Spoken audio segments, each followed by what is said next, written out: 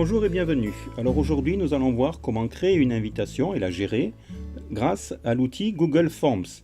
Google Forms est un outil que vous allez avoir en allant dans Drive qui est ici.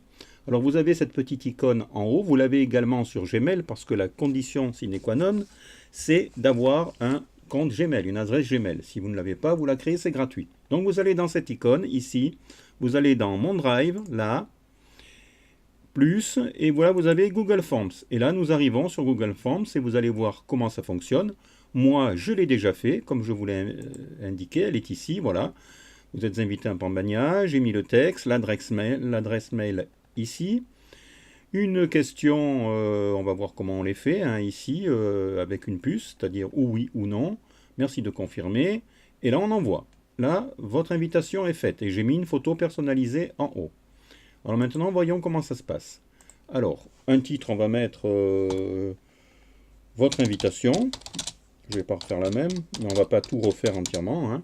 Je vais vous montrer des exemples de questions. Alors, pour l'adresse mail, soit vous avez la possibilité de mettre comme ceci.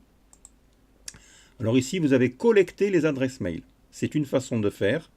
Envoyer les réponses, on n'est pas obligé de le faire. Mais si je mets collecter les adresses mail ici, je suis obligé de mettre une adresse valide. Et si ça ne marche pas, bien, je ne reçois pas. Enfin, la personne, ça peut la décourager.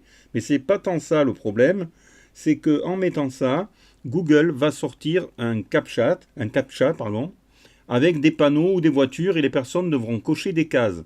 Ce qui est assez rébarbatif, je trouve. Donc moi, je ne vais pas comme ça. On ne va pas faire comme ça pour celle-ci. Ça, on va carrément l'enlever, donc pas collecter, enregistrer, et je mettrai à la fin une réponse libre. Alors, votre invitation, alors on va marquer vous êtes invité à notre fête. Alors, vous comprenez bien que là, je fais un petit peu n'importe quoi au niveau du libellé. À vous de voir. Mais par contre, alors, on ne peut pas changer la police sur les nouvelles versions. Et je pense savoir pourquoi, c'est tout simplement pour que ce soit responsive, c'est-à-dire lisible sur tous les smartphones, iPhone, iPad et tablettes. Alors, vous êtes invité à notre fête, on aurait pu mettre plusieurs lignes, on aurait pu même inclure une image, hein, ici, voilà, on peut inclure une image, une petite image. Là, je vais mettre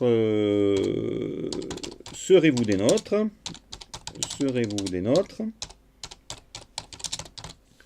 Là, oui. Et comme c'est une fête, avec plaisir. Non. 3 points de suspension. Dommage. Ou on met autre chose, ce que vous voulez. Et là, c'est une question à choix multiple, c'est-à-dire c'est un ou l'autre. On a plusieurs possibilités de questions. Soit une réponse courte, paragraphe, choix multiple, case à cocher, on peut en mettre plusieurs. Liste déroulante. Là, par exemple, on aurait pu mettre une liste déroulante. Mais je reviens sur mon choix multiple. Voilà. Et on peut la rendre obligatoire, ce que je vais faire. Puisque s'ils ne répondent pas, alors là, tenez, là, j'ai fait une erreur, évidemment. Voilà. Obligatoire. Je vais faire une autre réponse. Là, on va mettre, je ne sais pas, par exemple, merci de préciser vos noms et prénoms.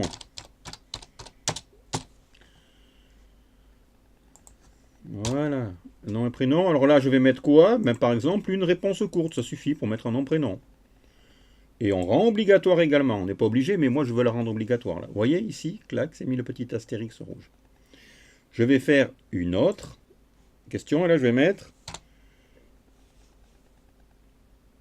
votre adresse mail.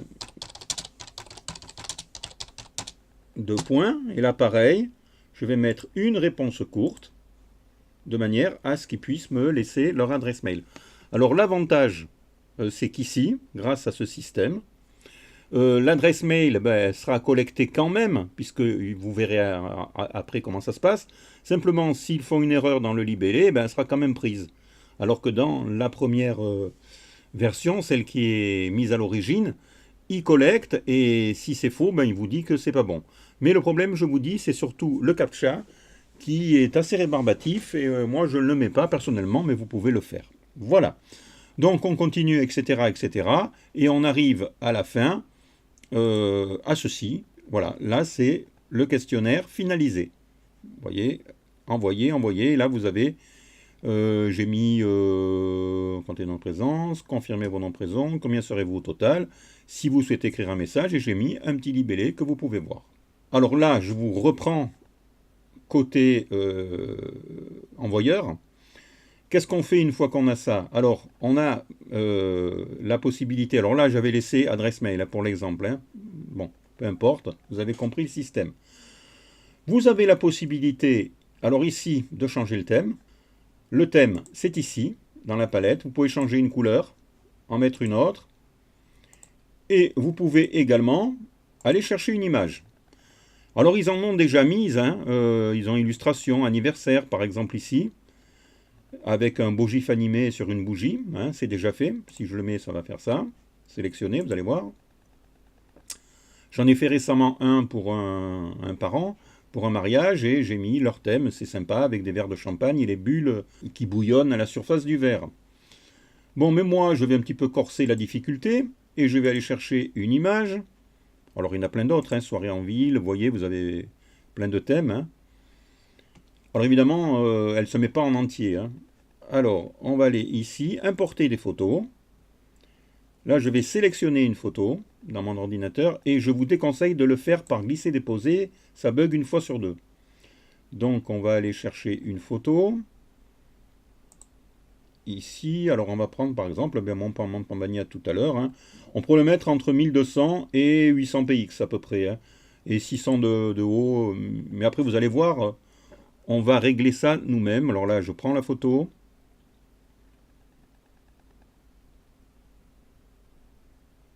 Elle fait 1200 pixels, celle-ci. Et là, voilà. Je vais agrandir là, au maximum. Et en gros, je veux qu'il apparaisse moitié de l'assiette et ça. On peut aller jusque là. Je sélectionne. Vous voyez, 1200 px. La photo va s'inscrire et vous allez voir, le jaune qui se met là, c'est pas moi qui l'ai choisi dans le thème, c'est-à-dire qu'en fait, il prend la couleur dominante de ma photo et il va l'éclaircir, il va la mettre dans le fond. Voilà. Bon, là, vous avez compris. Maintenant, pour le lien. Alors, pour le lien, je fais envoyer. Et alors j'ai une possibilité, soit par mail. Alors on l'envoie directement par mail ici à une personne par exemple. Hein. Et si je mets ici inclure dans les mails, ça va se mettre dans les mails, ça va être très bien sur un PC, sur un Mac, mais ça va être trop petit sur un smartphone. Donc je vous déconseille de l'inclure dans le formulaire du mail. Vous pouvez ici aussi l'intégrer, je l'ai fait plusieurs fois dans mes blogs, ici avec la balise iframe. Donc on peut l'intégrer dans un blog avec le code HTML. Et vous avez ici le lien. Alors là, une petite astuce, on peut raccourcir le lien, évidemment.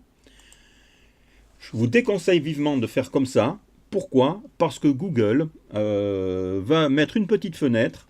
Vous allez être redirigé vers êtes-vous sûr? La personne a peur que ce soit un virus, etc. Alors donc, on ne fait pas comme ça. Ça, c'est une astuce. On va dans l'œil, ici, et vous avez l'adresse avec ViewForm. C'est celle-ci que vous allez copier et envoyer par mail. Vous allez faire un mail après, vous allez mettre le lien et vous allez l'envoyer comme ça. Alors une fois que tout cela est fait, vous allez ici avoir les réponses. Alors les réponses, soit ici en résumé, alors vous avez les gens qui ont appelé, une personne qui ne veut pas, 88% qui veulent non, bon peu importe, les noms et prénoms, enfin bref, et le message qu'ils ont laissé.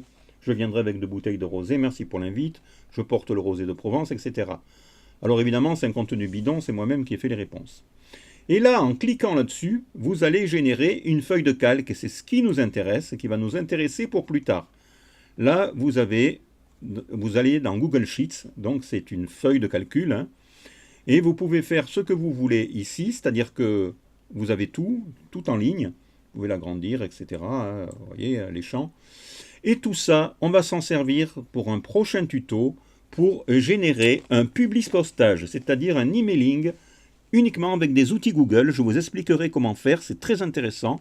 On peut l'envoyer par emailing grâce à ceci. C'est pour ça que j'ai rajouté ici une case civilité pour faire un petit peu plus pro. Voilà, alors tout ça, je vous le montrerai dans un prochain tuto. Voilà, alors maintenant, nous sommes sur la préparation du mail.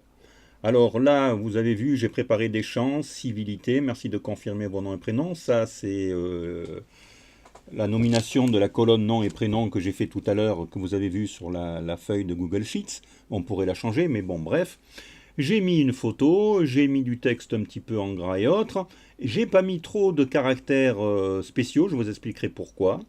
Par contre, j'ai fait ici un bouton cliquable. C'est un bouton cliquable, quand on clique dessus, on va aller sur le formulaire que j'ai préparé tout à l'heure. Je vous expliquerai après comment réaliser le publipostage avec des outils Gmail. Un publipostage qui est en fait un emailing, un peu comme Mailchimp, avec certaines restrictions bien sûr, mais c'est pas mal du tout, vous verrez, c'est vraiment très efficace. Voilà, j'espère que ce tuto vous aura plu et je vous dis à bientôt pour la prochaine partie. Au revoir.